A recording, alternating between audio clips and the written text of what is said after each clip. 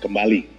Ini menjelang pilkada serentak yang rencananya diselenggarakan pada nanti Desember tahun ini 2020. Atau kalaupun ditunda gara-gara pandemi COVID-19, ya akan diselenggarakan di semester awal tahun depan 2021. Nah, ini ada fenomena menarik, fenomena masyarakat tisu basah. Sekali dipakai, lalu dibuang. Ini bakal muncul lagi fenomena ini.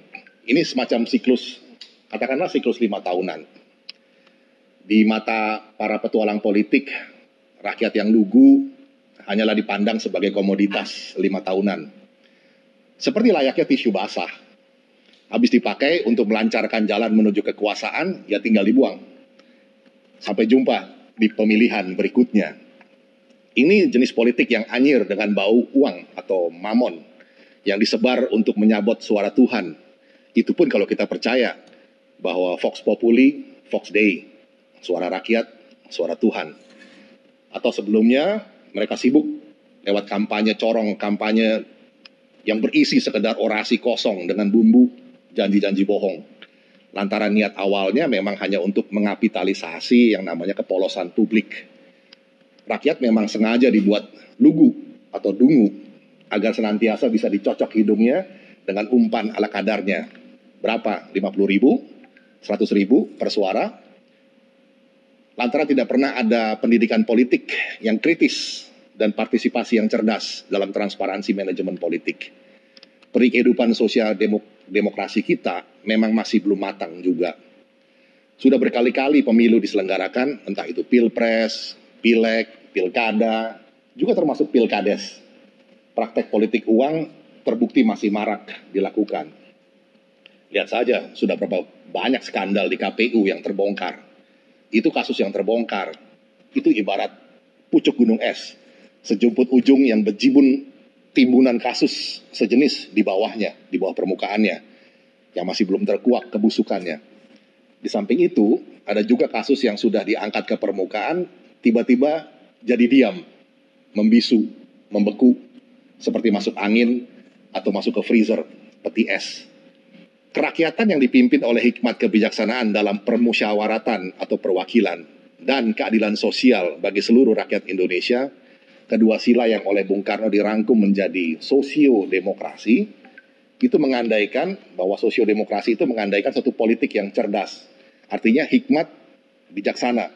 Demi terwujudnya masyarakat yang berkeadilan sosial. Ini menyangkut soal kesejahteraan ekonomi yang merata bagi seluruh rakyat. Maka untuk mengawal proses demokrasi yang sejati, yang partisipatif, deliberatif, maka proses politik demokrasinya pun mesti jujur, adil, yang diselenggarakan secara langsung, umum, bebas, dan pemungutan suaranya bersifat rahasia. Dulu kita sering mendengar istilah jurdil luber. Ini bukan sekedar demokrasi prosedural, pura-pura berdemokrasi. Harapannya agar dengan proses demokrasi yang sejati seperti itu, bakal muncul pemimpin-pemimpin politik yang berkualitas. Mereka-mereka yang hasrat kekuasaannya bersifat altruistik, mulia. Bukan pemimpin politik yang egoistik, korup, yang muncul lantaran proses jurdil luber tadi sudah dikhianati pada instansi pertamanya. Dikhianatinya sejak proses rekrutmen oleh partai politik yang penuh dengan intrik KKN, yang kemudian disambung dengan siasat serangan fajar, dewa mamon atau uang semalam sebelum hari pencoblosan. Maka hasilnya yang diperoleh adalah para pemimpin politik yang seperti kita rasakan sekarang ini di banyak provinsi, banyak kabupaten kota maupun di DPR RI dan DPRD. Udah kinerjanya buruk, masih pula tanpa ada rasa malu, mereka yasa sedemikian rupa agar keluarga besarnya duduk di posisi atau jabatan yang ada di bawah hegemoninya. Nepotisme tanpa tedeng aling-aling, politik dinasti yang brutal. Bagaimana kita sebagai masyarakat sipil mesti menyikapi itu semua? Paling tidak ada 3 sasaran. Pertama, kritik kepada administrasi kekuasaan di berbagai daerah maupun pusat. Kedua, terus-menerus berupaya menyadarkan proses konsientisasi masyarakat agar sadar politik. Dan yang ketiga, tentunya kita sendiri tak putus memotivasi diri sendiri agar pantang menyerah dalam partisipasi politik yang kerap hanya menyisakan pilihan-pilihan buruk.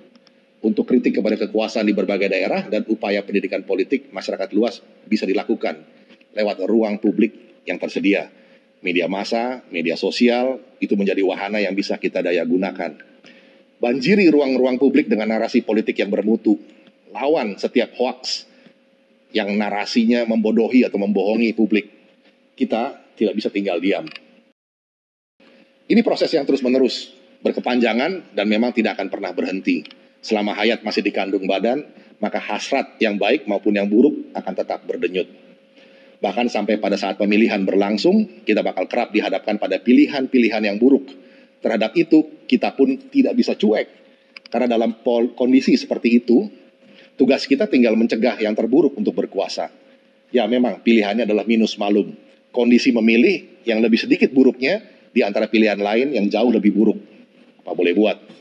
Tragis memang, tapi itulah realitas perpolitikan di mana para partisipan proses demokrasinya belum mencapai tingkat yang ideal. Seperti yang diidealisasi oleh Plato misalnya. Partisipan politik yang penuh dengan hikmat dan kebijaksanaan, laksana para filsuf. Begitulah keberadaan kita senyatanya.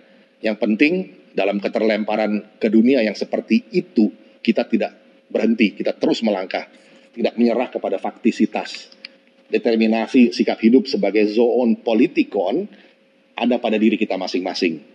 Panggilan politik kita semua menjelang pilkada serentak 2020 atau 2021 agar rakyat dibuat sadar politik.